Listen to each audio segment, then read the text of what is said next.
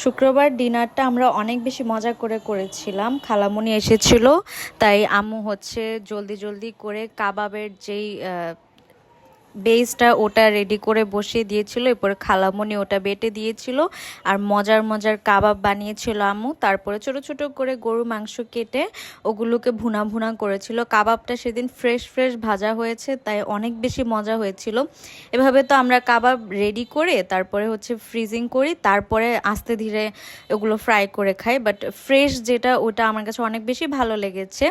আর গরু ভুনাটাও অনেক বেশি মজা হয়েছিল। সেই দিন আমি নবাবী সেমাইও বানিয়েছিলাম, কিন্তু সেদিন আমার মুড ছিল না আসলে নবাবী সেমাই বানানোর মতো, তাই আমার নবাবী সেমাইটা সেদিন একদমই পারফেক্ট হয়নি।